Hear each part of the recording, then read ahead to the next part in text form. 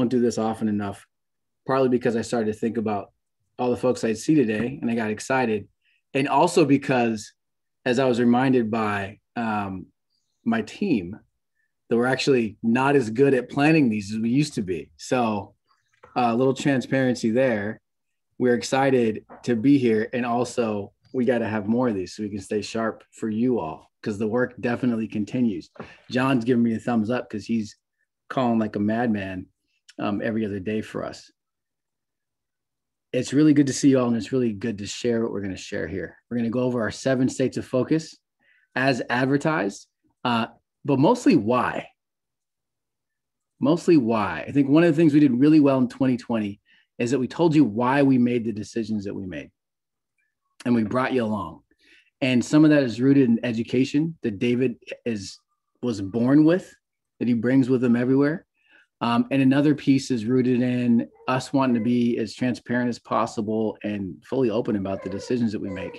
And then wanting to have those discussions with you in community and not just tell you what we decided. So some of this, we're going to reveal some things. And some of this, we're actually going to ask you what you think. And it'll be now during the event and it'll be ongoing after this. You'll be able to give some input. So we're going to jump in. Make sure I have the right deck up here. And now I'm hoping I didn't mess up my screen share thing here, David. Just so while you're getting that ready, yeah. I know none of you care about this, but for fun, I'll tell you, I have moved during the course of COVID from the basement in my Zooms to the living room to the kitchen, and now I'm in my son's room. All right. So I'm feeling like I'm getting to know my house, my home better than ever. All right. You are. Yeah. And in the living room, the area where you are is like squeezed up. Isn't it like between like a chair and the bookshelf by the window? But I'm in my son's room now. So watch this. Yeah. You got a lot of room in there. That's really, wow. You gave your son a really big room. That's really nice of you. Okay. Can we see it okay? The CP7 and the plan for 2021. We're going to go heavy on CP7, and the plan may be light for some of you all. What we're not going to do is send out a PDF document or anything like that. So bear with us. Happy to talk in the after section over some Q&A. As usual, David and I are going to hang out until forever. So this thing's going to go for an hour or so, and then we're going to let everybody go, and the diehards are going to sit and question David and I on each of these states and the politics, the states we're focused on, the states we're not talking about until later this year or 2022. All of that is fair game, as well as what's going on in Congress right now, because this craziness as usual, not as crazy as the past 4 years, but still, it's still interesting stuff. Let's jump in. So what we're going to learn today, why we chose our states. We'll tell you exactly why. We'll tell you over and over again. We'll tell you from multiple directions. We'll tell you how to get involved now. Some of you have been involved already this year. Some of you are ready to go now, are thinking you might be ready to go really, really soon. So what can you start to put on your calendar? We'll tell you that today. What's coming for the fall? So nothing you can calendar, but things you can start to plan for way out in advance. Spoiler alert. It could involve travel. And this time we mean it. Most of you are probably vaccinated. I'm on shot number 1. David, you got both of yours already, right? You got both of them going. My house is at various stages of vaccination. We are excited to travel wherever we can. And if we can do work at the same time, we are doing that. I'm sure you feel the same way. The outlook for 2022 and beyond is another thing we'll talk about. This image is an image of my desk at our office, and I have been working in the office once a week, and so has the team, and we are better for it. Things are getting back to some sort of normal. Whatever kind of normal, we'll take whatever we get. So I want to set the table with a timeline, ebb and flow. Folks who have been here since 2018, bear with me. This is something that I have learned the nuances of. I want to acknowledge that the period right after the election and right after the January special in in Georgia. It's felt like a drop off. It is the biggest political come down that we've probably ever experienced. Some of you since you were young. What I'm learning now is that's an expected cycle. Obviously, 2020 is this aberration that we hope does not happen every 4 years, that we take down a tyrant. And there's this natural come down the year after a presidential election. So we'll go into some of that. Where we are today, I'll tell you where we are today is exactly where we should be as an organization, as a community. How we're feeling is how we should feel after a year like that. CP launched in 2018, March 3rd, 2018, my very first day meeting David Domke, seeing AJ up front on the microphone. That was the launch. That was when we started to mobilize as a community and figure out what the heck this was. That's when we started to recruit people. It was a recruitment boom, and also most of the folks that joined were boomers. That was the year of the blue wave. That was the year that many of you became organizers. 2019, our first full-time staff. I was employee number 1, January 2019, left Starbucks after 13 years. It was a year of a lot of strategy. It's an odd year election, so not much in play there. Lots of time to sit and reflect on the previous year. What worked, what didn't work, how we need to build up. 2020 still the big goal. Expanded the circle of CP to include boomers and now millennials. Who are we missing? Who's around close by that we need to engage? That's the year we flipped Virginia. It's also the year that we sent two teams, one large team of boomers and one smaller team of millennials to Virginia. 75 plus volunteers from CP flew into that state, and we helped flip it blue. Big moves. AJ and Maggie led that push. We'll talk about Virginia here in a second. I understand we sent a team to Kentucky that year too. Not sure, but I think so. Oh, a team to Kentucky. I don't know. Are you sure? I think I heard. Okay. Maybe. I know we won the governorship there, but we may have sent somebody there. I'm joking. David went. That was David's first fieldwork experience leading the team. Under pressure from somebody. Somebody put a lot of pressure on him to go out there and lead a team, but he did a bang up job. 2020, huge growth. Obviously, had to grow, had to recruit a bunch of volunteers. Every single week we onboarded new members. We had to digitize. We as an organization, you as individuals, had to learn how to do this work digitally in COVID. The good thing is that allowed us to better reach Generation Z, meet them where they were at as they were trying to figure out what to do during the summertime when their internships flopped. Biden-Harris plus Georgia that year. Huge increase. 2021 is about reimagining and revolutionizing. And I say that not because of the previous years were not what we should have done. I say that because 2018, 2019, and 2020 were all about one goal. It was about Trump. So what do we do now? Who are we now if we don't have this target to go after? The good thing is that we didn't solely focus on defeating somebody. We actually focused on building something. What you see around you when you click through the screens, all these people, this community of 100 plus people that are here right now. That's what we built. How do we increase that? How do we make it so that the promise of CP, building this foundation so that never happens again? 2020 never has to happen again. How do we build this foundation? That's the revolutionary thought there. So we're going to recruit more folks, obviously, and then we're going to stabilize. We're going to stabilize so we know what to expect from our volunteer base and keep winning. Now, this is roughly what engagement looks like, both from the population and society and CP volunteers. You peak every 2 years, 2018, 2020, obviously midterms and presidential, and you drop in odd years. That is just how it goes. Less people talking about the election, less high stakes elections, less people making the case for everyday Americans that this matters to them, or it should, or that they should worry about this.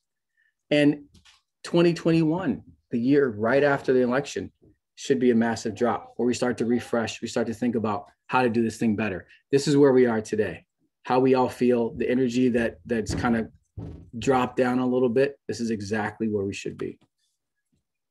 So we're going to jump into the CP7 here, but we've got to note this one thing. We're talking about 7 states. We're going to talk in depth about each of these states. This does not mean that we have taken our eye off the ball on the Senate, on governor's races, state ledges, special elections that may pop up. If we need to ramp back up to 20 plus states in 2022, we will do this. We will do what we need to do to make sure that we still have the right people in the right places in this country, in states all over the country. And in order for us to sustain our efforts to get better at our craft and to be true to the promise of future generations, that we're going to onboard more POCs, more young POCs, young people of color, into CP, so that in a decade they can take over. If we're going to be true to that, we have got to focus on a smaller number of states. So how do we choose those states? This is going to look familiar. I'm going to feel, that's right, she's excited about this too. I'm going to sound like a broken record here.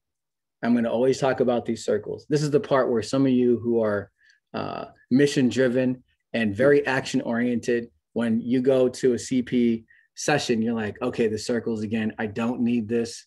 This is going to take up half the time. I don't need to be taught this over and over again. I'm here to tell you that I go back to it over and over. I made this image right here. I helped to write these words.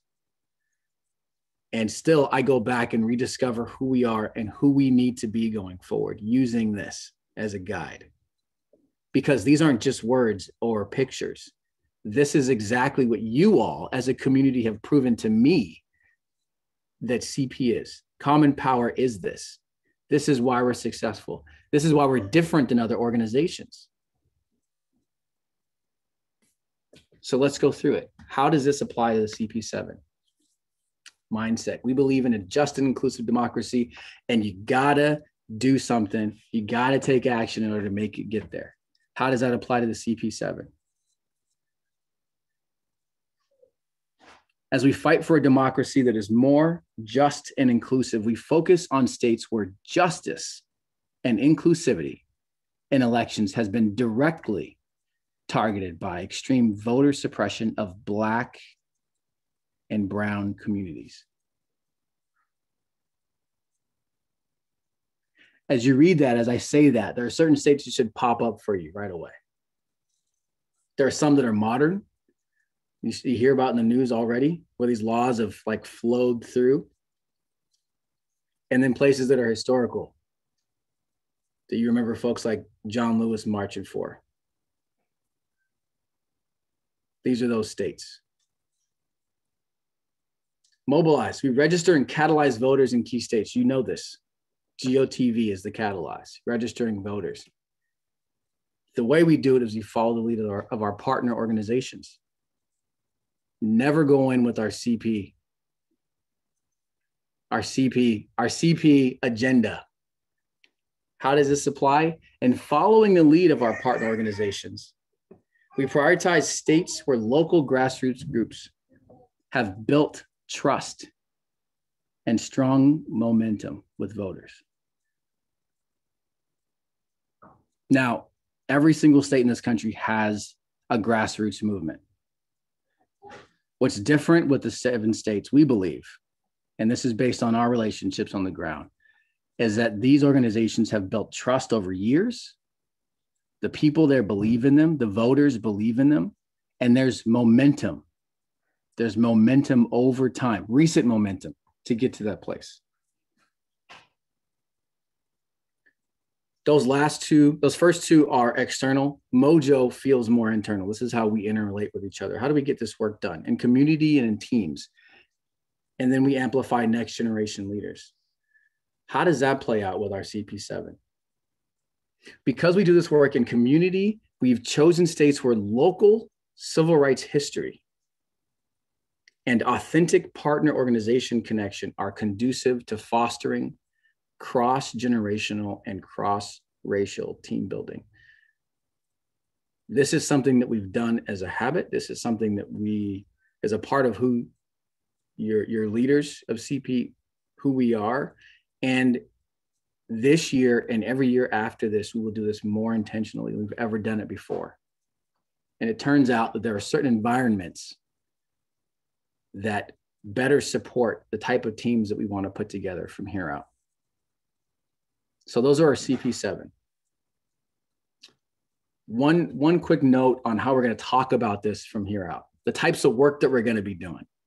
So far, we've talked about voting justice and the work that we do, the topic that we cover in our action. We are evolving this to voter justice. It's a small change, and we'll talk about this over and over again over time, from voting justice to voter justice. It is not replacing, it's evolving in our minds. There's a picture of us with Advance Carolina, one of our partner organizations in North Carolina, one of our newer partner organizations that has kind of taught us what it means to show up for voters. We think showing up for voting is getting out the vote for election day, registering voters, and then voter rights advocacy that's kind of in and around the action of voting. What does it mean to fight for voter justice? We think it includes voting justice and also partner org recruitment, municipal elections, initiative petitioning, and then local health, employment, environment issues. Whatever is important to Advance Carolina is what we work on. Last fall, Kylie did some phone calling with them, or excuse me, last summer, and it was about COVID. She was doing calls in the neighborhoods for COVID. We are learning from our partner organizations what it means to be a better org ourselves. So what's going on with voter justice at CP today? Well, we're doing phone banks. I think David ran a phone bank today for MJ. That's MJ there, Maria Jimenez. She's actually in a meeting right now for Poder. Phone banks with Lucha. It's a Latinx organization out of Arizona on immigration reform. Is that something that we want to take up, an issue we're taking up?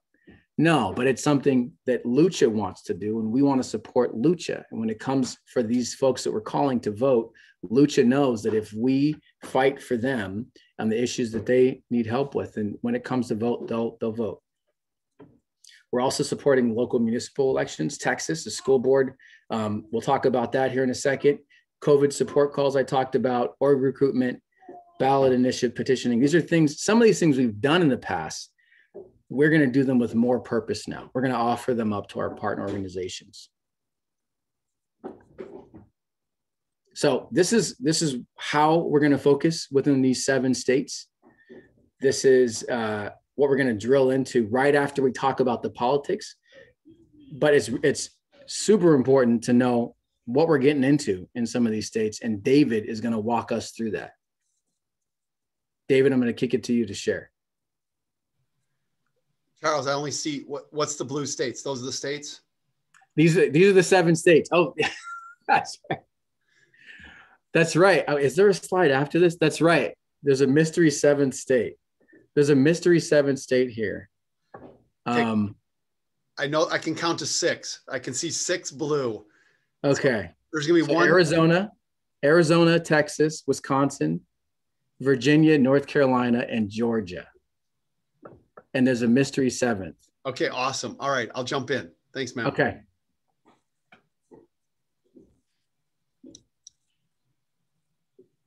I'm going to share some slides here. My piece will be shorter than Charles's, but I just want to say to you, to the whole community here, that the kind of stuff that Charles just took us through, that's the kind of like deeper thinking about us as an organization that I'm thrilled to be part of this team for. Like, that's an evolution of thinking. That's what this stuff is. It takes time. It takes a few months. It takes some period of time. It takes quality colleagues. It takes the support of all of you. So, man, I'm fired up. I feel like when I left UW that I was going to lose that kind of deeper reflective thinking. And I haven't, man. I really appreciate that. I really appreciate that. All day long, man. You're going to get sick of it. All right, here we go. So here's my part. All right. Let's see here. I got a really cool part of this. Hang on, my screen. What's going on here? Wait a minute. Wait a minute. I lost my cursor. Where's my cursor? Oh, how'd that happen?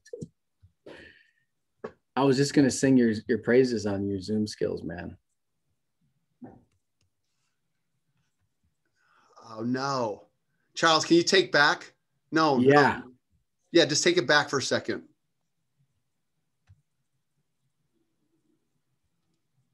I got it back. I got you it got back. it back. Okay. Good. Guess what? I hit one of those function keys that removes the cursor piece. I can see AJ. She is shaking her head right now. I can see it. Okay. All right. Here we go. I'm the person who calls you up and says my computer doesn't work, and they're like, "You are." My son. I think we almost bought you a new computer one time, and we realized it was it F8, Larcy? Yeah, I think it was F8. Go ahead. Here we go. Cooking with oil now. There we go. Let's do this. Okay. Here's the CP7. It's an overview of these states, but also key elections, because we got a long-term vision here, but we know that like we want to meet everybody with where we're at. Like we want to do work now, not just in 5 years. All right. So our long-term vision has both a short-term and a long-term piece. All right. Here's the 7 states that we're talking about here. All right. These 4 at the top, North Carolina, Texas, and number 7. And I just want to make one comment about the first 6. When we talk about racial justice and histories of voter injustice or voter injustice in these states, 5 of those 6 immediately make sense to people. Virginia, Georgia, Arizona with its deep immigration, racist history, North Carolina and Texas. But sometimes people from the North want to think like Wisconsin's a different animal. It's not. It might be a different like species. The metaphor is not going to work because I don't know what I'm talking about here. But let me just say that it's a different thing, but it's still the same dimension. Just one example of this: George Wallace, the famously racist Alabama governor, when he ran for president in 1964, he ran in the Democratic primary in 3 states, and the state he did the best in, 2 of them were in the South and 1 was in the North, and it was Wisconsin. All right. He did the best there. And he particularly chose Wisconsin because Milwaukee is one of the most racially segregated cities in America. All right. So Wisconsin might look different. Today, yeah. Right, exactly. It might look different, but that's why it's battleground central in so many ways. All right. All right. These 7 states are the states. Next up, I want to say, this is my favorite part of my slides, man. That's Paradigm Delta. Now, Delta is a favorite corporate kind of term. Like, what's the amount of change? Did you put that in there for me? Yeah, this is for you, man. I came up with it. Maggie and I love that. Is Maggie here yet? She's crying tears of joy right now. What that means is paradigm change, folks. Like, what's the speed of paradigm change in these states? The first 4, it's happening right now. That paradigm change is happening right now in these states. Like, we are in the midst of it. And you know what? We have helped it. We have helped this to happen in these states. So let's look. I'm going to color these states accordingly as we go. Virginia's the bluest out of all of them. You know, Virginia this year passed a Voting Rights Act. It's the first state in this country to have its Voting Rights Act. This is the Confederacy capital, all right, where enslavement began in this country. And they're the first to pass a Voting Rights Act. So amazing progress there. What's the paradigm change timeline for North Carolina? We're on the cusp of it. We're on the cusp of it. It's been a brutal battle in this state for a number of years. We're like right on the precipice of it. So politically, what would be the color of North Carolina? I'm going to color it a light pink. All right. It's a light pink.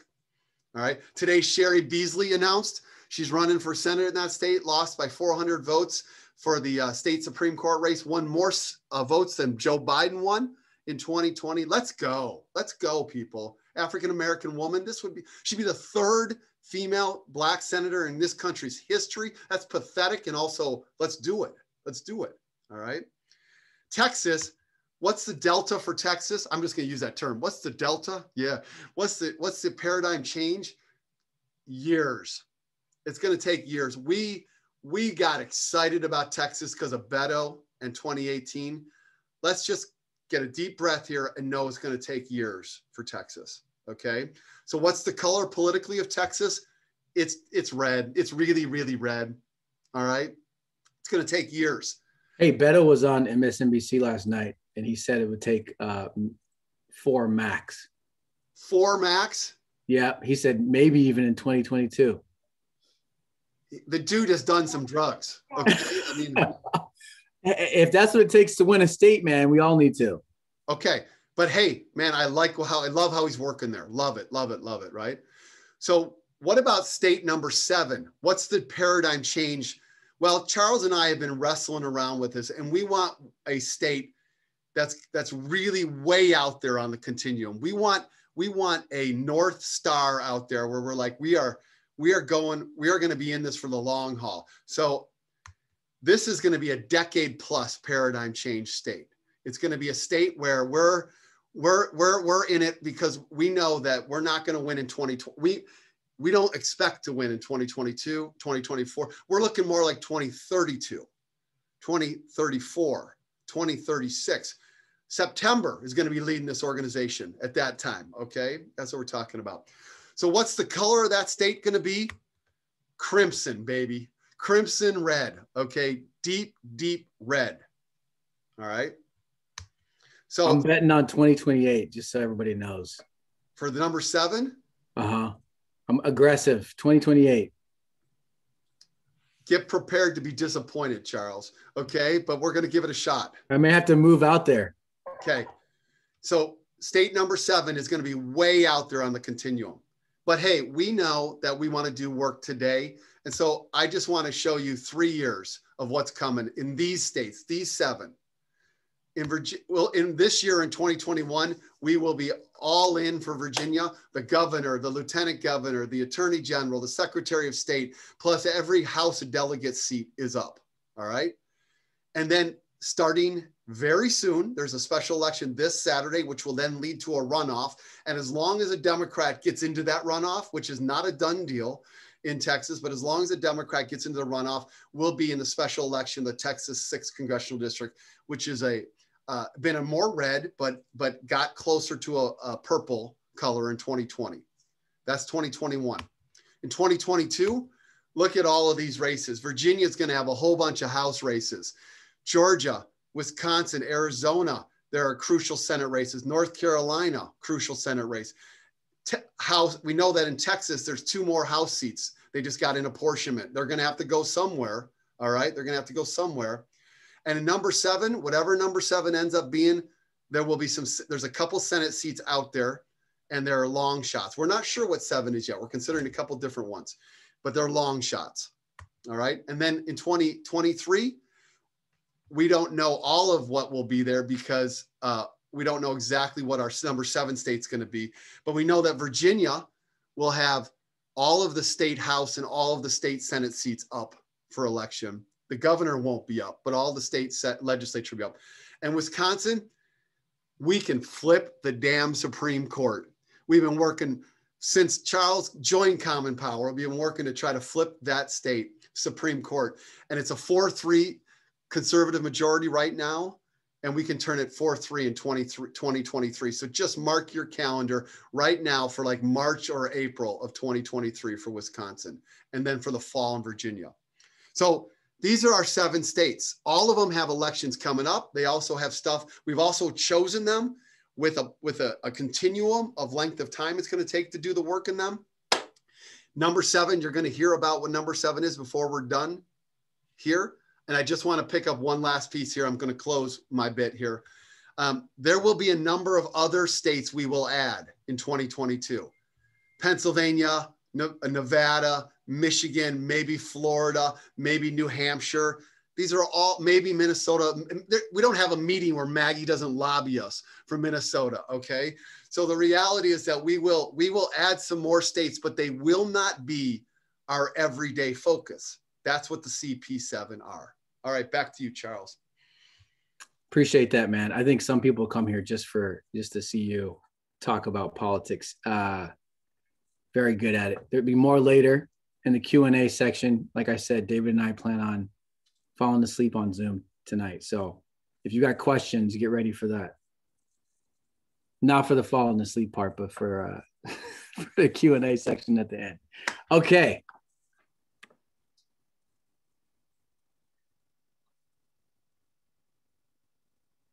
Here's our first state. And we're going to invite, actually, you might need to make Maggie a presenter to bring her up to the top there, David. We're going to, and Kylie also. So just to set this up, Maggie is a big part of our fieldwork strategy. So is Anita. And so some of the relationships Maggie helps us broker. You're going to see her obviously in Virginia when we get to that state. And then Kylie manages a lot of our relationships, our state partner organizations, both the ongoing relationships and also the new ones that we've got to go and get now in some of these states. So we'll kick it over to them. Okay, thanks. Hi, everyone. Good to see you. So I'm going to start with Texas. So and by we, I mean we have a special Texas team that is about to kick off on Thursday night, but we got an opportunity to support a local school board race for a woman named Paige Dixon, who is running in the Louisville Independent School District. Her race is on May 1st, this upcoming Saturday. And we reached out to our Texas team and said, would you be willing to do some filmmaking? And they gladly said yes. And they have made over 1,000 calls on short notice to call for this critical school board where there is no representation for any of the kids on the school board, for Title I schools, for anybody who is low income. And that's what Paige is running for. She's like an incredibly inspiring candidate. And so Nancy Larissa, I can't see her right now, but we have one more on Friday morning, 10 a.m. Pacific time. She's going to put it in the chat because she's amazing at links. So if you want to join that is a great little small opportunity that came up. And that's the kind of stuff we want to be doing going forward. We got that connection from Essence Johnson, who we worked with in Georgia. And so that is happening. The next thing is working on the U.S. special in Texas 6. That's what David was referring to. There's 23 people running on May 1st, this coming Saturday. And if nobody gets above 50%, which they won't, the top 2 will go to a runoff election. It has to happen after May 24th, but the date isn't set yet. So we have a team that is set up. Oh, Anita, I'm remembering you were supposed to talk about teams first. I'm sorry, I jumped into this, but we have a team of 5 leaders. We're really excited about trying our new leadership model. And so we would love for you to come and be part of that team. So it's going to be a sprint of about a month doing phone calling for whoever the Democratic candidate is. And so I would love, Kylie, if you don't mind putting the link in to sign up for Team Texas. And also we have the Team Texas kickoff, which will be at 5:30 p.m. on Thursday evening this week. So please sign up for the Texas team and come to the kickoff to learn a lot more about the candidates and about what's going on and what the work is going to be. So that is Texas. Anything else anybody wants to add about Texas before we go on to the next thing? And maybe maybe Anita, can I swing it back to you about team? Yeah. We'll slide her in. I just want to say one thing about Paige Dixon, because she should be on nobody's radar. And this is more of what we're going to be doing. We want to invest in the next generation, not just in CP at the staff level and the volunteer lead level, also as candidates. We want to start to invest in bench in a place like Texas. One of the things you hear often, all the time, is that there's no bench. There's no one to run for some of these seats. Well, Paige may be a future state rep, future senator. We want to invest today. Anita, tell us about this new approach that we're testing in Texas. Yes, thanks, Charles. Hi, everybody. It's so good to see everyone. Many of you know me as part of the Team Maine co-leadership model, and that's what I wanted to talk about quickly today is the way in which Common Power is moving to build off of this leadership model. And we're, as Charles said, and as Maggie alluded to as well, rolling out a test of this new distributed shared leadership model that, as Charles talked about at the beginning of the show, is both cross-racial and cross-generational. And so we have a model that Nancy and Tegan and Katie and Ben and Julia are helping us with Team Texas, that is a 5-person model for our CP7. In the past, much of the leadership was between 2 and 3. And so this is a chance for us to expand the number of people that are working to lead our volunteers in the CP7.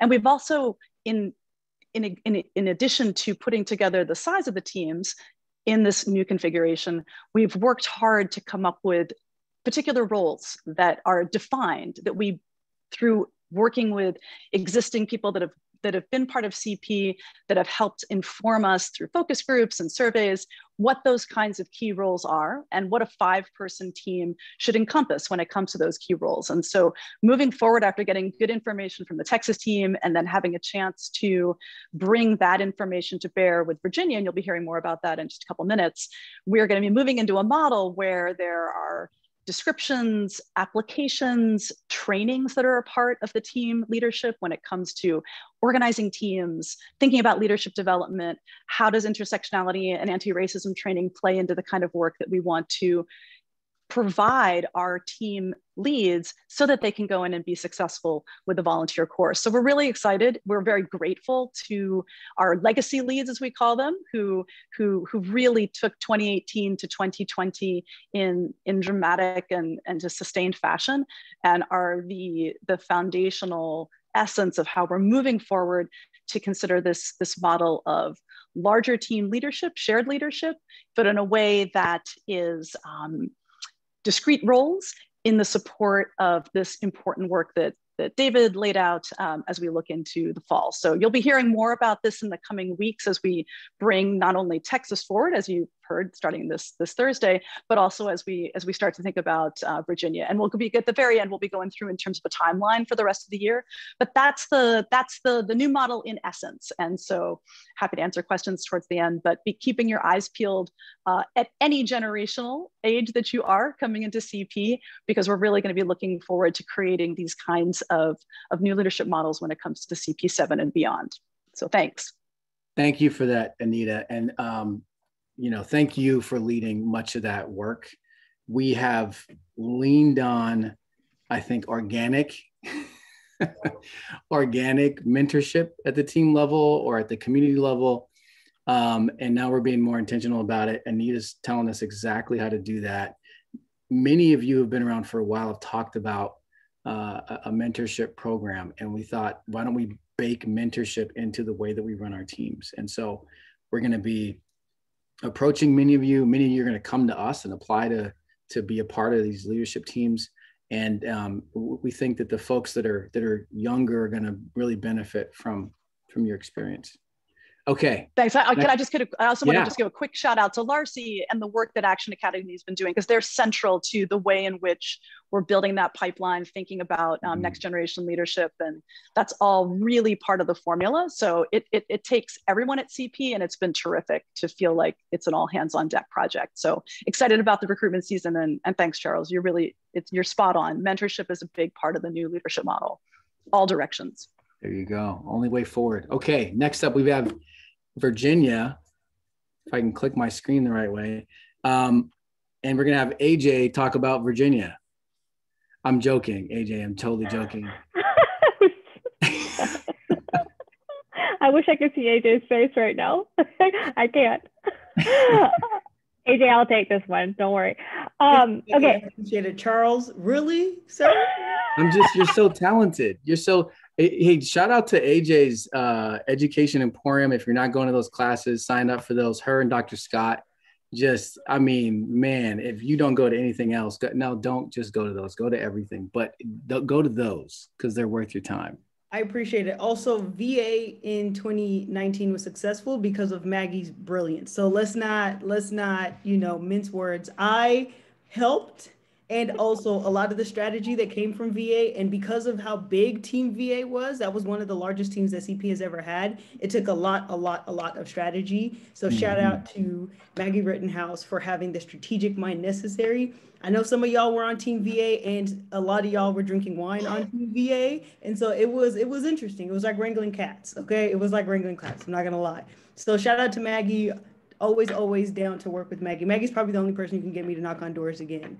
Just want to put that out there. So full faith in anything that Maggie's doing. Oh, thank you, AJ. Well, thank you for being there and supporting. It was awesome. But we're going to do it again, I guess, is the answer to that. So our partner, we're going to stick with New Virginia Majority, who many of you, if you went on the trip or you've heard about, is an amazing organization that was founded in 2007.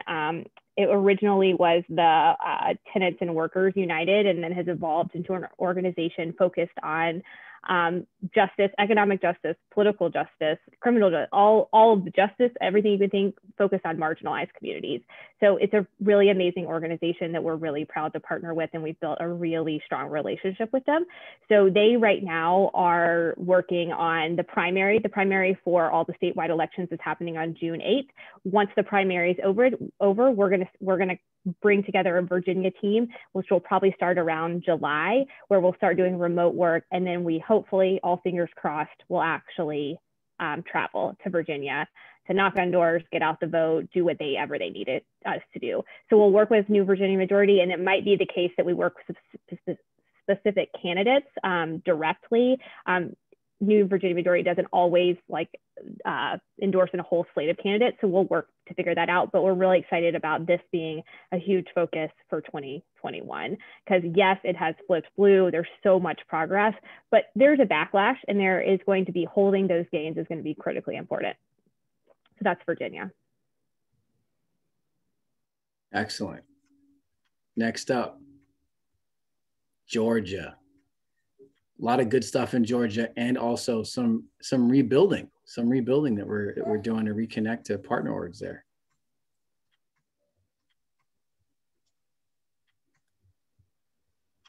Would you like me to start with partners here? Yeah, sorry, go ahead. Okay. Yeah. Okay, cool. Just wanted to make sure. Okay, awesome. Well, I think that as a lot of folks know who are involved with Team Georgia, we have a really great relationship with the Cobb County Dems. And Maggie mentioned Essence earlier in a connection that we got for Texas. And so I want to definitely give a shout out to Gloria Dunbar and Shelly and all of the Georgia Peaches for creating such a strong connection and relationship there. So we get to continue to support their work. We also might be looking at some other counties to support in Georgia. But we are actively searching for a community organization. As Charles mentioned, that's a lot of the work that we're hoping to work towards. So we're supporting voter justice. And so that's a little bit an update on Georgia, continuing our work with the Cobb County Dems and searching for a partner organization. Yeah, just an interesting note about Georgia. Also, I just want to call out the 2021 munis. It's municipal races. That's an industry lingo that we probably shouldn't have put on the slide. But you know, we're of the industry now, so we're trying to be super cool. One note on Georgia is we had a bunch of orgs that we worked with. Some of them were community orgs, as you can remember. What happened with Georgia is now all those folks are. I know it's tough. All those folks are superstars, and you know, it's tough to get in touch with them because they're, you know, showing up on MSNBC and Oprah right now. So we're looking for community orgs that want to do work this year, and we are going to plug back in with New Georgia Project, and some of the other orgs in Georgia that were at the community level again in 2022 for sure. We just don't want to ever take our eyes off of Georgia. So we're looking for work right now. So reach out to, yeah. I was just gonna add that when we met with Essence, we talked about longer term voter education and engagement. So there will be work like that with the Cobb County Dems. Great. And if you do hear of or if anyone has a connection to an organization in Georgia doing this work that would be interested in out-of-state volunteers, feel free to reach out and let us know. Yeah, email hello@commonpower.org. If you've got a connection to a community-based organization, we've got the DEMS locked in. We want someone that's doing work there and has been doing work there for a while here. Okay. Next up, Wisconsin. I was going to say something about Wisconsin being the best state here, but it's just the closest to my heart. This is the one that taught me how to do this work. And I'm going to let Carrie, who actually led work this year. We don't talk about this state often. It doesn't hit the headlines in 2021, but the Wisconsin Democrats are some of the most competent Democrat teams, state teams in the nation, led by Ben Wickler. Just got out of a successful election in April. Carrie, how'd it go? It went great because our candidate won. So first, let me start, 2020, I want to tell you a little bit about 2020 because we're a team that's here for the long run. We've been building this team since 2018. In 2018, 2019, there were 5 trips. We were getting ready to go in early April of 2020. That got canceled. So we called our partner, the WisDems, and said, what do you want us to do? We can't come. And some of the people on this team made calls every single weekend from that April through the election. So it was a long haul. As Charles mentioned, our partner was the WisDems, and we really became embedded in their, they built an out-of-state team, and we had 3 people on our team were on their out-of-state leadership core. So we really were a big part of that. And, Trump lost. Trump won that state by 20,000 votes. So it really felt like what we did mattered.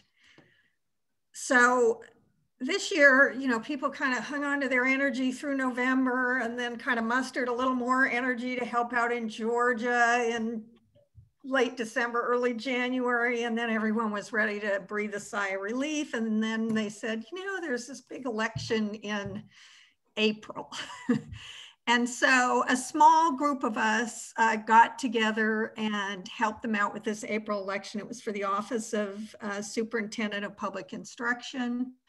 And it was an important election because they had a candidate sponsored by the Uihleins, who were sort of up there behind the Koch brothers, but kind of up there in terms of big, very conservative Republican donors, and they're from Wisconsin, and they were funding a candidate who's very pro vouchers for education, and our candidate was not.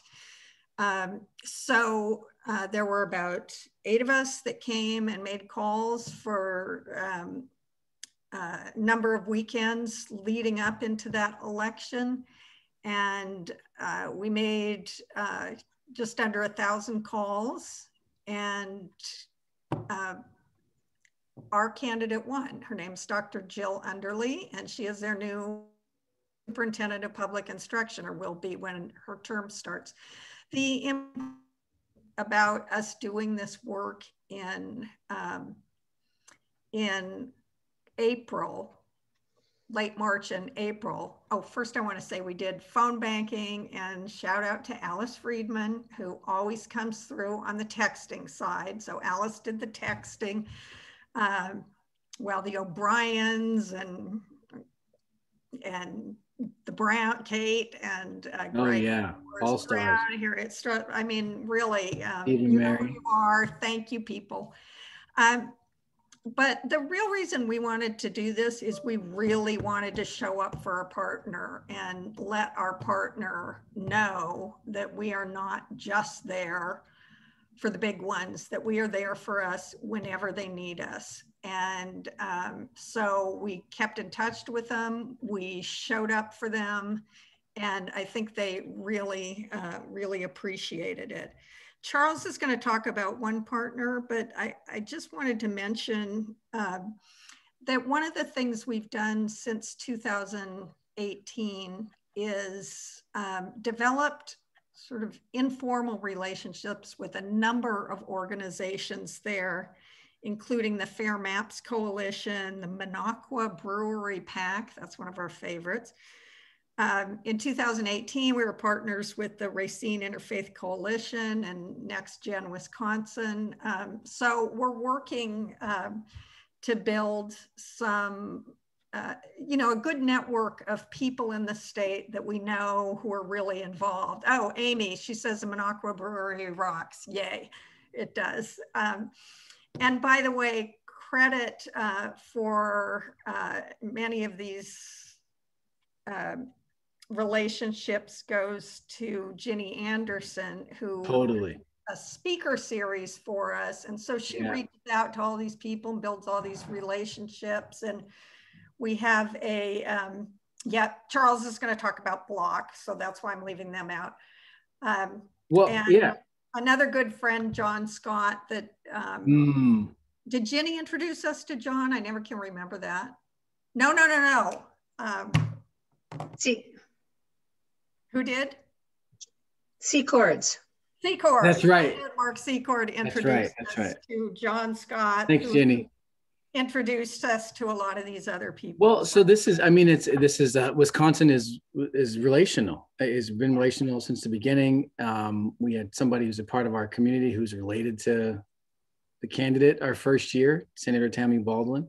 So it's always been, relationship after relationship, and the work just lined up because we were down to do whatever it took for our partner orgs in the state. So it's a good example for other states. And it's one of our strongest states, and we're one of their strongest volunteer groups. Block, just a quick, you can look them up, but Block is a Black-led organization that is about employing folks to go knock on doors in Black neighborhoods. We cannot work with them because we run counter to their mission. And yet this is an organization who we want to support. So we've done fundraising with them. And the next time that we are on the ground in Wisconsin, we will go through their neighborhood and talk to them and have them kind of bless our entry as it should be.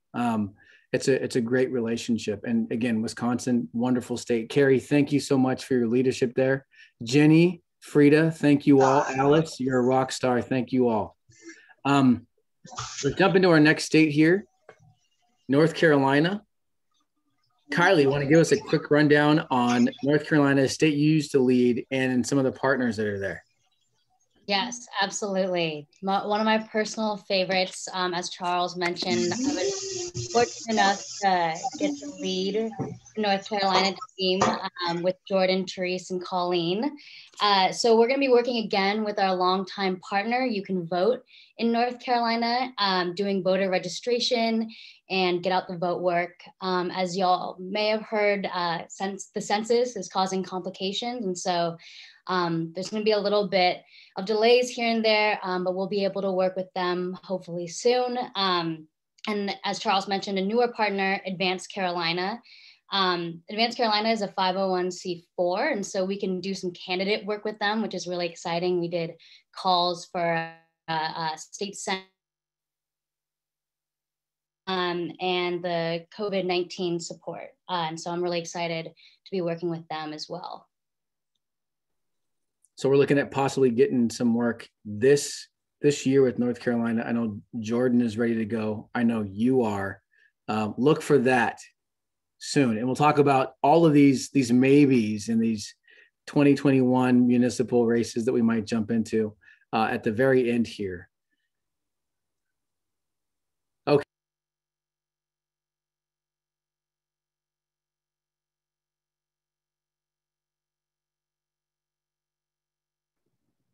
Charles, you're on mute. Yeah, I'm having like technical, whoa, that was crazy. Let's talk Arizona real quick here. Yeah, Arizona. We're right now, we mentioned a little bit earlier that we're supporting Lucha with some immigration advocacy phone banks. And I want to give the opportunity, MJ hopped on the call to share a little bit about how those phone banks are going and that new partnership.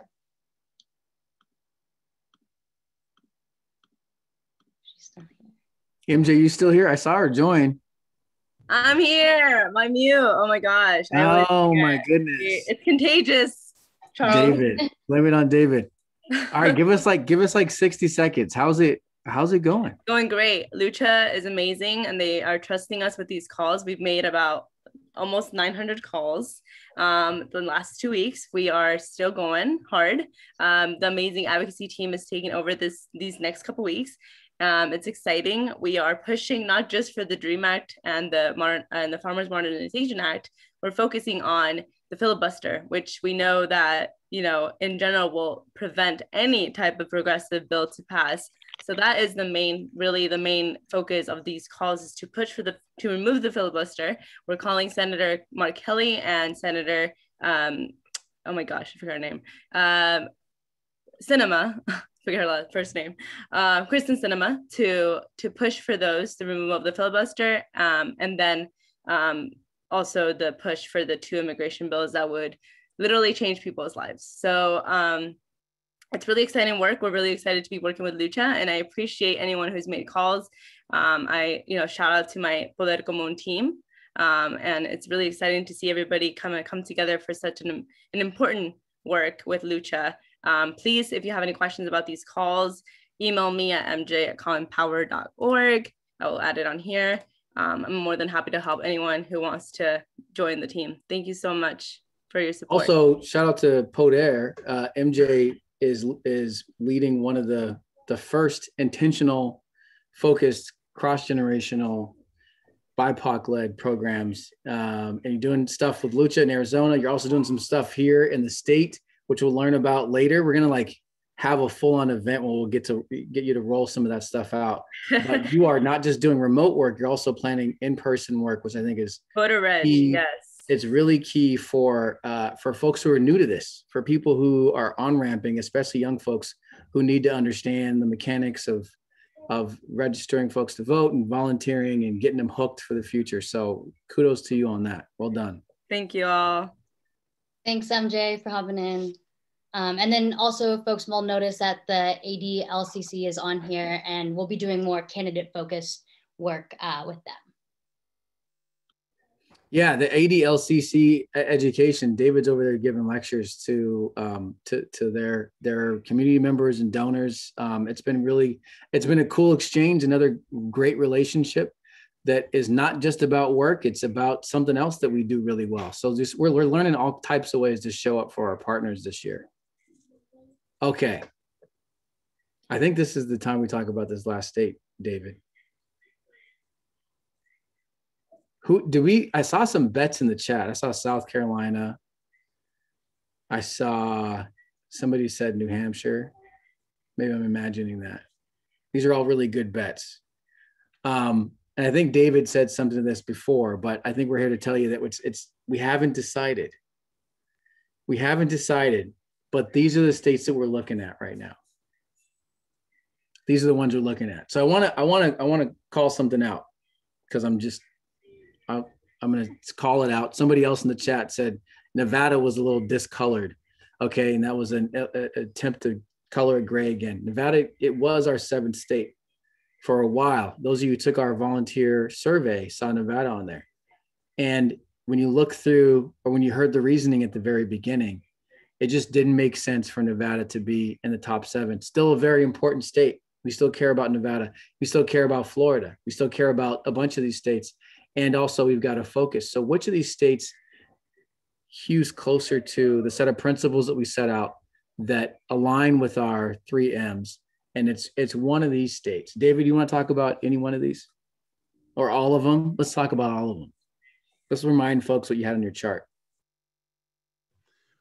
So all of these states have historical racialized voter suppression that really that's not the best word. Suppression isn't really the right word. It's intimidation, it's violence, it's outright disenfranchisement that's been part of it.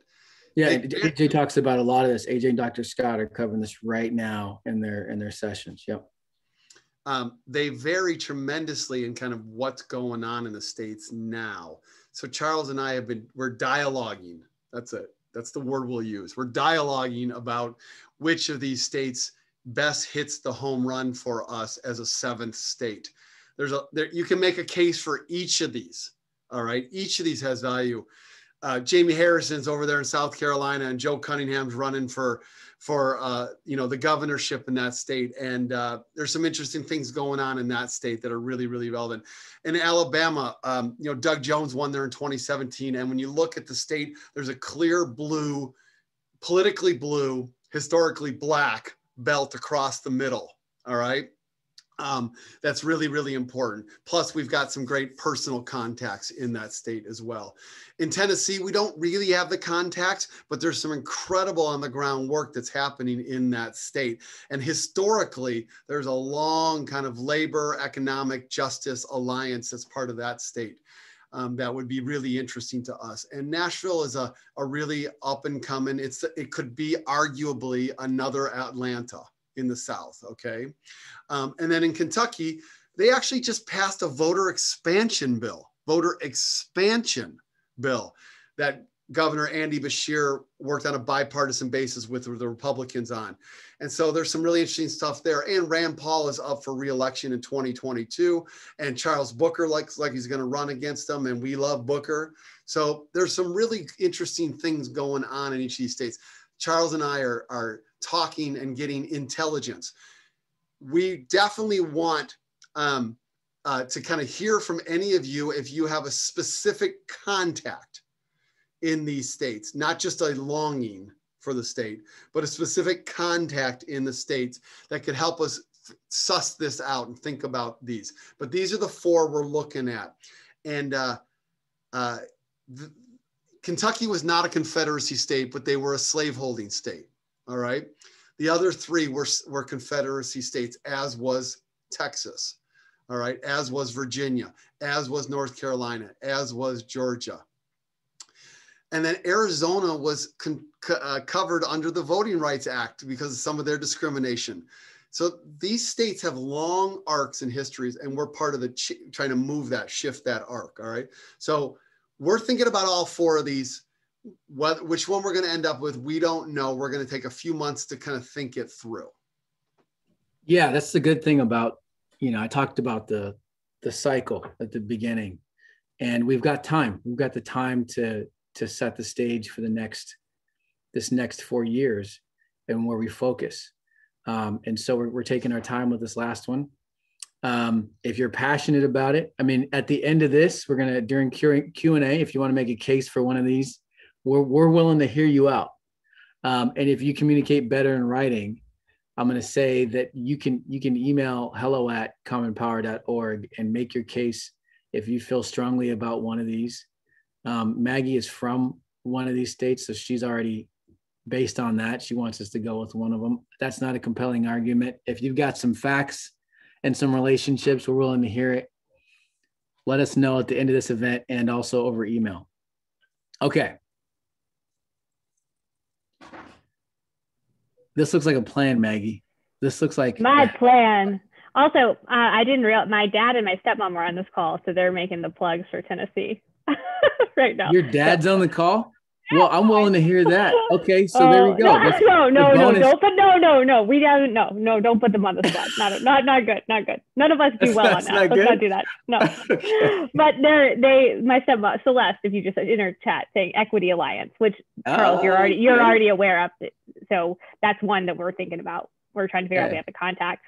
The plan. So this is a colorful plan. So to know what we're doing for 2021 and where you can get involved.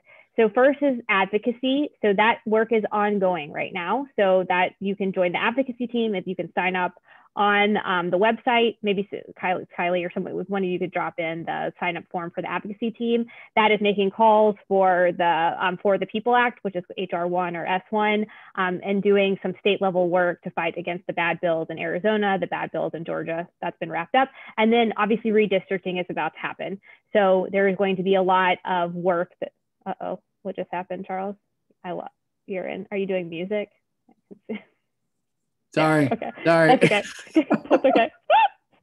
Sorry, I'm that boring. Okay. No, and no. then okay. You're like, hey, there's stuff on the website. And I was like, oh crap, let me go make sure it's on the website. Go ahead. No, I know that there's a sign up for the advocacy on there. Cool. Okay. Then Team Texas, as we talked about, we're going to be doing the thing for the special election, District 6. Please join us. This is like the top priority. We want to show up for this team. So please come sign up on the website and join us on Thursday evening at 5:30 p.m. Yeah, kick off in 2 days. In 2 days. Team Virginia and what we're calling a flex team, I'll explain that in a minute. We're going to kick those teams off in July, and then we'll do remote, and we're going to do in-person, hopefully, for Virginia in the fall. The flex team will go into more detail at a future date, but the idea is that we want to constitute a team that can be ready and willing to do work in a state when a partner reaches out to us. So let's say that we went with the Equity Alliance in Tennessee and we need to prove that we can show up and do work. We have a flex team who can kind of turn on a dime and go and do some work. If we have strong partnership in Pennsylvania, can we do a little bit of work for them to kind of keep up the relationship? So that's our answer to be able to show up, but not have to dedicate a team to a full state. So we'll talk more about that, but we're going to try to roll that out this summer. And then we're going to shout out real quick on that. Shout out to the Deep Red team who proved that model worked. Paul, Sherry, everyone else on Deep Red. That's basically what that team did for us in 2020. Go ahead, Maggie. Sorry. Yeah, great. And then Team Georgia, Team Arizona, and Team North Carolina, our plan right now is to kick off teams starting in September. And then we will actually, hopefully, again, fingers crossed, do some traveling in each of those states for around the municipal elections.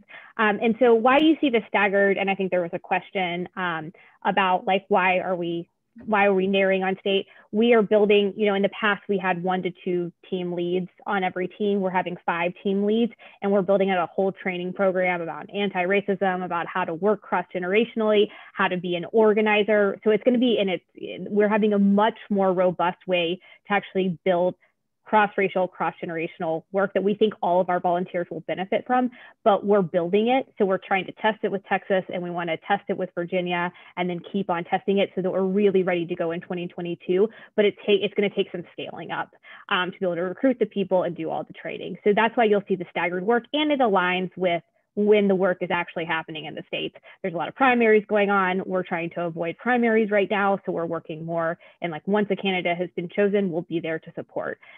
So that is the plan. You will obviously see signups on the website as all of this comes to fruition. But the priority right now is Texas for doing calls for that election along with advocacy. Good stuff. And this is a heck of a slide. Also, there's a ton of work that you and Anita are doing behind the scenes on this. I'm excited to get to the point where we get to reveal even more of it to everybody. I think there's a version of this that we should put on the website. I'm just like live planning right now with the team that's working on this, just so folks can reference it. You all are used to us having, the community are used to us having a fieldwork page that has all this, and we're being really, really cautious about putting out pages just to put them out there. This is something that should live on the site though, so you can reference it, so you can plan ahead. There's an element of travel that could happen here. Some of you are determined to travel. Some of you are already gone right now and would love to travel for work with CP. And so this will probably help you more than anything. But we're excited to join you out there and to do some good work. One quick note on that. I was on the phone with Marcus, who runs Advanced Carolina, and I said, Marcus, I know stuff's going crazy in North Carolina right now. The recent shooting in that state, plus the just a lot of stuff around the census is just it's a heightened environment. And so I asked him for 15 minutes this morning, and I said, man, when do you need us? And he said, we need you tomorrow. He said, tomorrow. That's exactly how he said that. We need you tomorrow. And so the appetite for us, for the folks who know the kind of work that we do and how well we do it, is through the roof. So where to go? On the homepage, these two squares, look for these squares. I don't know if it looks like that right now. I'm going to change it here when I get off a screen share. But this Team Texas square is going to be where you click to join Team Texas. You're going to fill out a form, and then you're going to be brought along on this journey. Like we said before, like Anita said and Maggie spoke to, we're testing this new concept in this team. We're testing a new leadership team concept. We're testing a new digital tool, which we didn't talk about at all today because there's too much information, but there's this new tool that we're using that's going to help the teams communicate with each other, take some of the workload off of our team leads and make that role more sustainable. So you're going to opt into all that stuff when you click through and fill out that form. Also note the cow. That's been a key part of discussion around the team, is made by Betty, who's probably here in the audience. She's very proud of that cow. She had to put a lot of work into making that cow look like it does. And she cares about her work. So we care about her work. Advocacy on the right. Advocacy is ongoing. David's been leading that team since the beginning of this year. We've made calls for HR1, S1 for weeks and weeks and months. And we're going to keep pushing on that.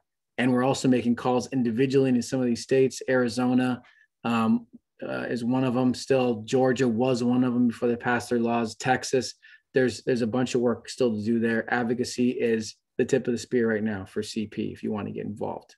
So look for those two pieces. And I think that's it. We got to do a poll. Kylie's got 2 poll questions to wrap up. We're doing a poll. Look at this. We're so sophisticated now. We're going to do a poll. This is great. I forgot what the poll is. Hey, look at this. So walk us through this, Kylie. What are we looking at? Okay. Is there a countdown here? Is there a certain amount of time I have to answer this? No. I'll end the poll whenever we would like to. But essentially, there's 2 questions here. So the first question is, as of this moment, which of these states are you most excited about to turn blue? And then our second question is, if you were going to move to one of these states, which would you pick? And the answers should be the same for both. Oops, it looks like I put Arizona twice on the first one instead of our mystery 7 state. But once we have about 10% of folks that have voted, and we can wait till we get a few Wait, because I'm a host, I don't get to vote, right? I'm not seeing it either, man. I'm not seeing it. It's okay. I'll show the results when they're done. If I can't see that this is a fraud, Charles, this is totally stop the steal, people. Stop the steal. Hey, okay? I can't vote right now. I feel like Washington, D.C. I know I can't vote. I don't know what happened. This is good. 28 people voted, 30 people voted. North Carolina is up there. Georgia's up there. Can you see can everyone else see the results as they're voting? They can't, can they? This is exciting to see it on our end. We're seeing them come in live. Georgia's now number 1. I think that's affecting the vote when I'm saying what the result is, right? Because isn't there like a thing where like human beings want to be like along with the crowd, so they vote for the thing that they think everyone else is deciding? It's the yard sign effect, right? You drive in and out of your neighborhood. Some folks tend to vote for the yard signs they see.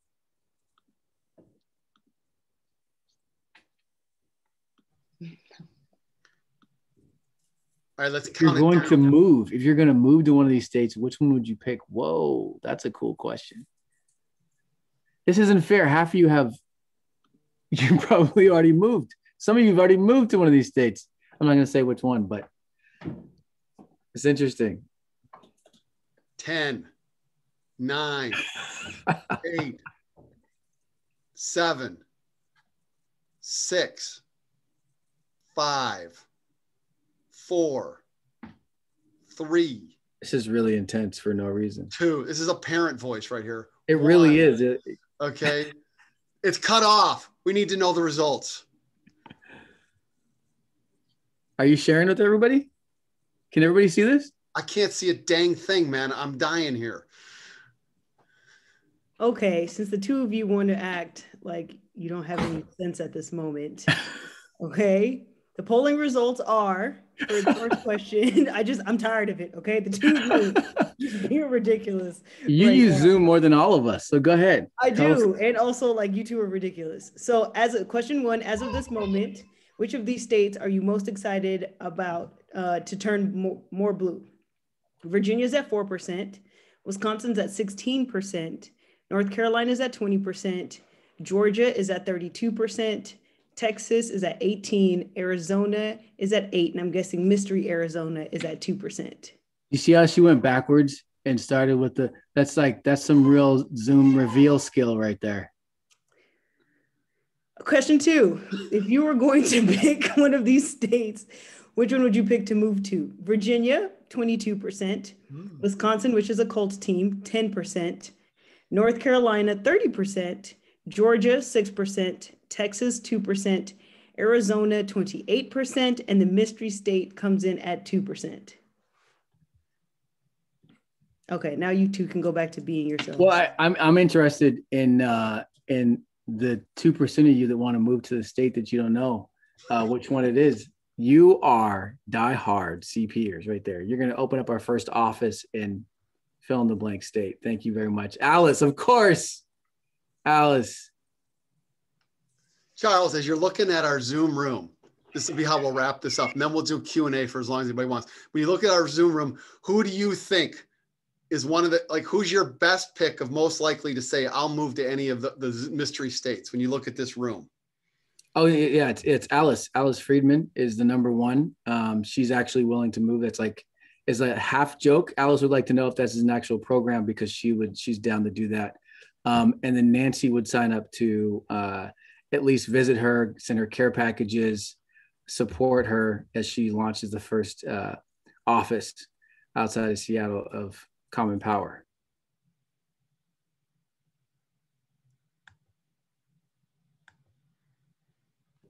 I want to know who's got questions. There's a lot of information, a lot of deep thoughts on slides, a lot of distracting comments here and there per AJ. Any questions or comments?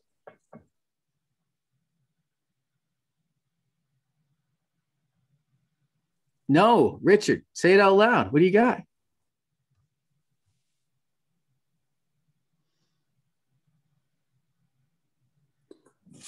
So can we just ask?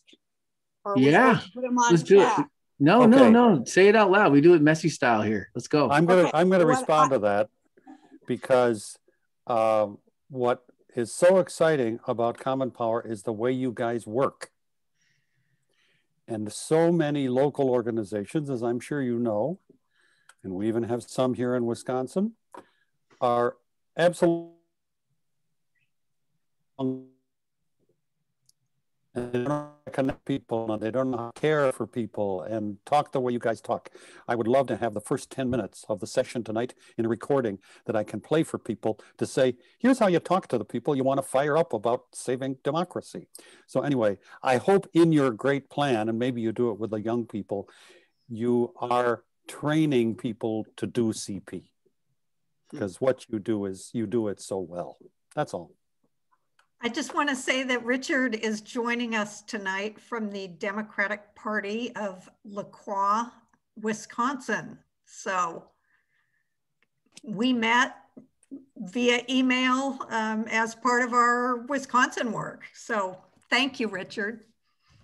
Yeah, thank you for that, Richard. That is that's a great point. First, I appreciate you calling out the positives, and also that was kind of a to-do on our list. It's one thing when you can do things by accident, but to do them intentionally and then to teach them is a whole other thing. As I'm speaking to the choir here, for some of the teachers in the audience, to actually teach something means that you know what you're talking about. So I'm going to put that on our to-do list. Let's make sure that we are teaching that to the next generation, and not just showing them, but to teach them. Good stuff. Karen, go ahead. Karen? Okay, is CP going to be involved in helping people register to vote, get absentees, and get to the polls with some of these new laws that are making it difficult. Is that some of the work that we would have an opportunity to do if we traveled? 100%. 100%. Those of us who have been doing this with CP know for sure, as soon as you saw some of those laws pass, what you thought to yourself is, oh no, you didn't think, oh no, we're in trouble. You thought, oh man, our work is cut out for us, because that's our work. That's exactly our work. And those of you who know you'll be traveling, you know that that's exactly the stuff that we'll be working on. I even had this thought in my head when I heard that you could not give somebody water in line. I thought, okay, let's figure out how we're going to get water to these people who are going to stand in longer lines now. It's not if, it's how. We are for sure, Karen, 100%. Okay, and then we're going to have enough knowledge, like Georgia passed some restrictions on how and who can help you get an absentee, and how and who can help you get identification. So we'll get some training on not breaking the law for those people. Totally. Yeah. You know who wants that more than anybody? The folks who live in Georgia, the organizations that are in Georgia that helped get Raphael Warnock and Jon Ossoff elected. They want to get them reelected. They want more folks to vote, not less. And so as soon as those laws were proposed, they started thinking of ways to combat them. So they're gonna tell us. We're not gonna reinvent the wheel. We're gonna go to the experts that live there and have to deal with those laws and ask them how we can help them with the work that we know for a fact they're already doing. And we're going to help Warnock. Oh yeah. What do you think we should? Oh God, he is so incredible. It would be sinful not to help him. There you go. If that's the answer to any of the questions you got, that's exactly what we're doing. We're on it. Thank you. Thanks, Karen. Look, I need some adrenaline, folks. What other questions you got? And if you don't have questions, I'm gonna, Rebecca. Yeah, I have a question about the census. I noticed that it seemed like people are moving into southern states, but I want to know who's moving in there.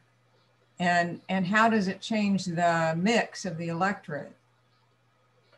We don't actually know that yet, Rebecca, from the census data, because that portion of the census data will not be released until this fall.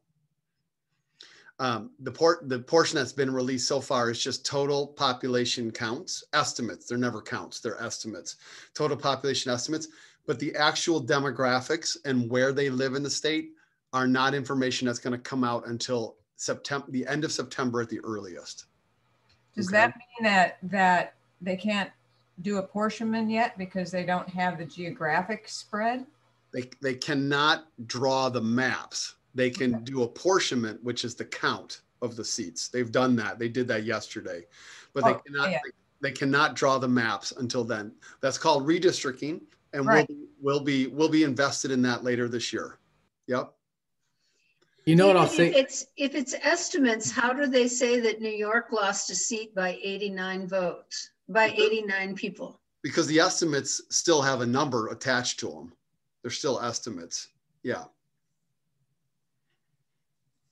On the question about who's moving into the South, I think folks that knocked on doors in Virginia in 2019 remember going into those suburbs and looking at the folks who lived there. People who made calls into Georgia remember a big push in the AAPI community for making phone calls with some of those orgs. Tech and business have moved into the South. We know what happened with Boeing coming out of Washington State, going to a Southern state. And what happens is you've got folks that do that work, that move with those businesses. And these are people that have more liberal political views. And more of them actually are educated folks. They're people of color. That's how much of the South is changing. Richard's got a question about how we're fighting bad voting laws, and also fighting for good laws. Well, we're doing both in the advocacy team right now. We're So if you want to sign up and be part of our advocacy team, do it on the advocacy page. We make phone calls 6 days a week for organizations. And we also have a anytime you want to do it process of contacting US senators. We worked to block bad laws in Georgia, and we didn't stop them, but we made them a lot less horrible. We helped to make them a lot less horrible. We are currently working in Arizona to block their bills, and none have passed yet. None have passed. They might, but they haven't passed yet. And now we're just starting work in Texas, where they're going to pass some kind of further voter suppression, but we're going to try to make it less horrible. So we're working with partner orgs across those states. And then we're also working with this huge coalition, this national coalition, to pass HR 1 and S1. And that's going to come to a head this summer. So look for that in June, July, and August, when that's going to become the ultimate showdown. But we're working for that right now, contacting voters in key states, asking them to contact their senators to support passage of S1 and HR 1. And then soon enough, HR 4, which will be the John Lewis Voting Rights Advancement Act. There's a lot of chess parts to play, a lot of chess moves to come still. A lot of chess parts. A lot of chess parts. A lot of chess parts, man. Those chess parts. Ellen asked about postcards. Contrary to popular belief, I think postcards are important. And we don't have any new news on postcards. What we do know is that Essence mentioned them, I think. And we did a heck of a lot of postcards with Essence, and she wants to do that again. But that question was directed to Larcy. Larcy, you there? Yes. Good evening, everyone. It's good to see your faces. The answer to that is we are going to be on it. We proved in Georgia's efforts that we can do it in this scale, that we were able to be successful with it. So any opportunity that we could do postcards, we're definitely doing postcards. And I don't think she's here tonight, but I'm sure Linda Olson from the Wisconsin team would be thrilled to help you organize that.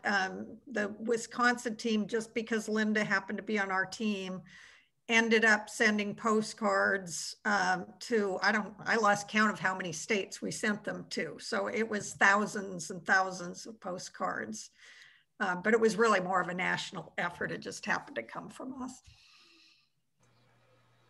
I would add that if anyone wants to do letters or postcards right now, there are a couple of organizations, and I'm sure there are more that I know of that are doing them. Flip the West, the Sierra Club Action Team, and of course, Postcards to Voters, when they have a partner organization they're working with, they haven't had recently. So if you're wanting to write, there are places to do it right now. Thanks, Rebecca. There's another question in here about Joe Manchin. I'll let David take that one in a second, but somebody, a resident historian, had sent me a message about one of the ways that Black folks are moving back into the South. Reverse migration, AJ? Yeah, so because history is like the thing that I do now, apparently, and I don't like watch TV or listen to music or anything. When we're talking about like migration movements, especially around Black and brown folks, obviously there was a really big migration that happened around the 1920s, especially due to the lynching of Black and brown folks that happened in the South. And we had a lot of Black folks move out up north and also move west. And so what we're realizing and what we're seeing now is trends of Black people moving back to the South to repopulate the South. So of course, there's a lot of Black and brown people, Black people in particular, who have a lot of roots in the Deep South because slavery, the domestic slave trade. And so you're seeing now a resurgence of people going back to their Southern roots, kind of Southern heritage. And so if folks want to kind of understand more about migration patterns and the reasons behind migration patterns, Dr. Scott and I will be doing a 2-part series on migration in June. And that'll kind of help people get ready as we're getting ready to, fingers crossed, be fully vaccinated and travel. It'll help you kind of understand why the patterns that we're witnessing now and how those changes, and along with like all of David's political knowledge, how the changes in demographics that we'll be seeing were originally affected by the violence. And that's why it's really important for folks to understand from a historical perspective why the communities look the way they look now, and also how they looked before. And that's going to help us do a lot better work, because it's really important, as Charles said, for us to remember that we are Seattleites. The way that we view, right, the way that we view kind of politics is through the lens of a Seattle kind of bubble. And also, let's be real, we can see through the demographic of the Zoom call, there's not a lot of Black and brown people on this call.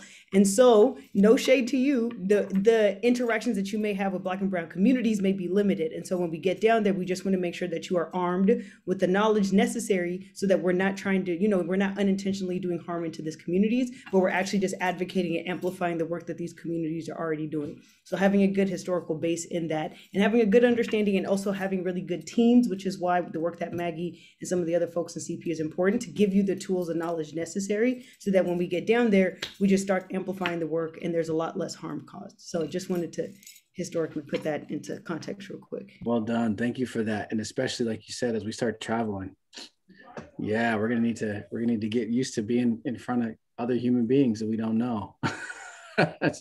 Karen, that's an excellent question. Is CP going to go on an education tour? I believe that is a question that our executive director should answer. Sir, you want to give a little teaser? I mean, look, this is the bonus round. You got 36 people here left. They deserve something for sticking around for so long. Well, I want to do the Underground Railroad tour that CP and Professor Scott talked about, or the Civil Rights March Trail. I understand. So essentially what we're going to do, so for the folks who were able to come to the Lost Cause lecture that David and I did, the 2-part, now we're essentially going to do the Lost Cause lecture in Virginia in real time. Some of y'all were able to do a learning tour that we did in Virginia in the past, and we're going to kind of do that. But essentially we're going to take, we're going to walk through history. We're going to start around Harper's Ferry in 1859 with the hanging of John Brown. And then we're going to walk through kind of, you know, the Confederacy. We're going to head over to the White House, the Confederacy White House, which is in Richmond, Virginia. And then I'm going to tell you guys a kind of little spy story about a really awesome duo of spies who did a lot of work to help save the Union. It was 2 women, a Black woman and a white woman. And then David is going to tie all of that into the present, and we're going to be able to head to DC. So fingers crossed in June. I'm going to go do a bunch of recon for that in Richmond, Virginia. Also, we're going to head over to the American Civil War Museum. And so it's not just going to be us talking at you the whole time, but there's going to be museum pieces in there. And so Charles, as executive director, has kind of given me a task to take the Lost Cause lecture that David and I did in 2 parts and be able to actually turn that into a learning tour. So again, I get my 2nd vaccination shot on Wednesday. Hopefully it doesn't knock me out, but in June, I'll be able to kind of go and start figuring out what that looks like so that it's prepared and ready for the folks who want to be able to attend. Good, that's awesome. And just to talk more about the cycle here at CP, when AJ goes and brings that knowledge and the way that she brings it to Action Academy, that's such an activating thing for them, and they're ready to do work after that. Now that they understand more about how this country got to where it is, and what barriers there are to voting that sometimes have nothing at all to do with voting, and it's more just about living in this country and existing in this society. Charles, can I say a couple quick things about that? So, like, this idea of putting the Lost Cause lectures out into the field, that's AJ's idea. She kind of shoveled that over to Charles in terms of a decision, but I want to give credit where credit's due. That's AJ's idea. And I'm all in for this. This sounds awesome. And also the way in which she just connected the historical to the present, like, that's essential for us to understand. There's this great paper that I don't remember who wrote it or where it's at, but it connects the levels of enslavement county by county across the South with current contemporary difficulties in voter registration for Black Americans. All right. It's these things have multiple generational impacts, right? That those racial attitudes have evolved. They have never, like, maybe they get changed to some degree, but they evolve in new ways. Right. And so anyways, but here's how good CP just might be. I think we're this good, but we just might be this good. Is that if AJ, with her leadership, and I can help, we put a learning tour in the field for Virginia, let's say right after Labor Day, somewhere around there. And then folks who want to go do work in Virginia later, closer to the election, might want to come on that learning tour to learn more about Virginia, to prep for the on the ground work that they're going to do in those couple of weeks before the election. That's the kind of seamless stuff we're trying to put together. We may not get there. Let's just be really clear. We may not pull this off. All right. But that's what we're striving for, that kind of connectivity. Yeah, and VA is just the start. Like we're going to start in VA, and then as we, kind of tweak some stuff, we'll hopefully be able to do it for other states. Because again, it's not just, these 7 states that have a lot of issues, but there's civil rights kind of stuff happening all across the country. And so it's a lot, we're using VA kind of as a test just because of how rich the history of Virginia. I mean, we could start in 1619 really if we wanted, but we want this trip to be kind of manageable. So we're going to start in like 1859. But again, Prof and I will figure out kind of what the pieces look like, but we want to use this as a test subject so that folks really get an immersive experience. So it's not just like people talking at you, but you're able to really go and experience the city that you're working in so that you understand. But I have faith. I think we're going to do it, Prof. I think we'll be able to figure it out. I know he said it. Look, like he said it. So I think now we have to do it.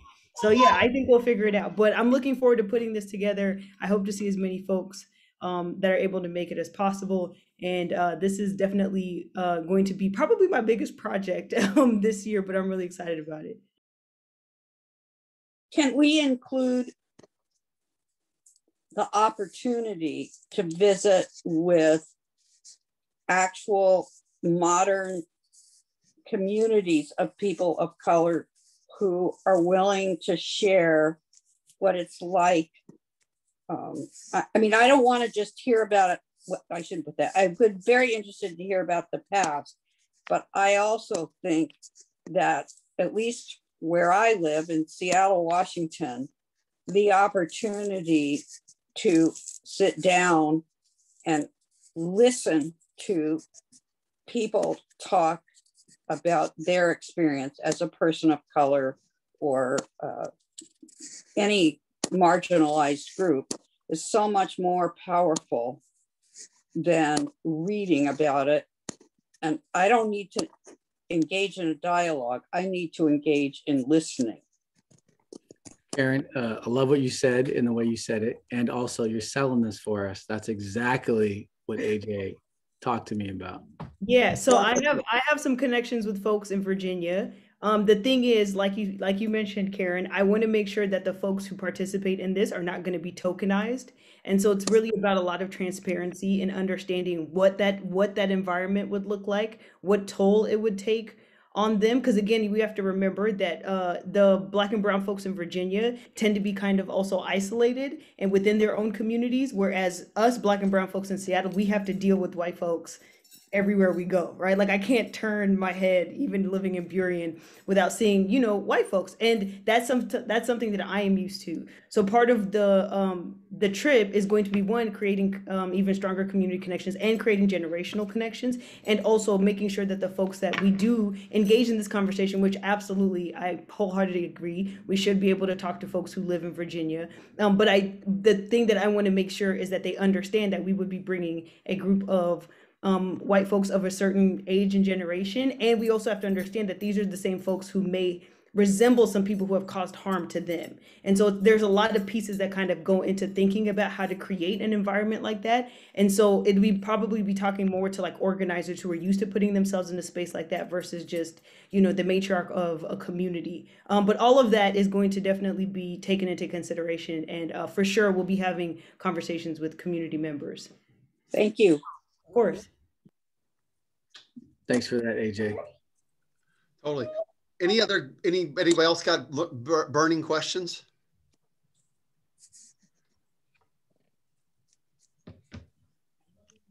Because I want to kind of finish with one anecdote from the advocacy work that we're doing right now.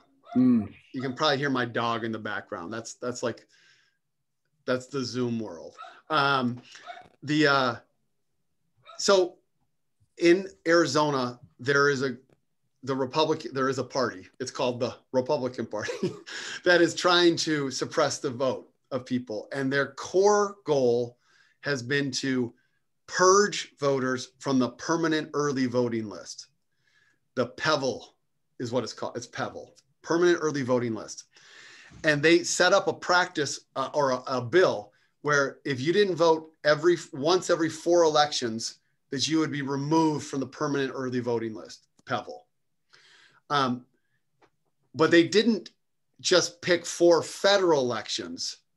They picked 4 elections that occur whenever an election occurs. So this includes municipal elections, it includes party primaries, it includes a bunch of things. So to not vote once every 4 elections is something you can get to really quickly. It can happen really quickly for even people that are very politically involved. So an analysis— we're talking hundreds of thousands of people kicked off the rolls. Right. So the analysis was done, and it would lead to 215,000 people that would be kicked off of the permanent early voting list. And the permanent early voting list in Arizona, 70+% of people vote by mail in that state. This is a very big deal. And that 215,000 is disproportionately Democratic and people of color, disproportionately. Okay. It gets passed by the state Senate, by the state House, by the Republicans. And it's going to pass through the Senate on Wednesday of last week and be signed by the governor, Doug Ducey. It's going to all happen. And then one Republican state senator decides that she's not going to vote for it. One voted against it. And they only had a 2-seat majority. So if you lose one of those and they vote against it, then it's split. So the bill did not pass the state Senate by 1 vote as last Wednesday. Now it could come back. There's a lot of things going on. Nothing's ever really dead in politics. It could come back. But it hasn't happened yet, folks. I am convinced and believe that whether we did it directly or just karmically, that our work as part of advocacy is contributing to this. And that's the margins we're operating with in this country right now in the US Senate and in some of these states. Is like we're just trying to make a difference at 1 vote, 1 place here. So the work we do matters in all of this. All right. It always, always matters. Thank you for the work. Good anecdote, man. Good story. Good stuff. Thank you all for joining. It's good to see some of you I haven't seen in a while. Thank you for presenting and for your work. Good questions, Karen. Thank you. All right. Y'all have a good night. Bye, everybody.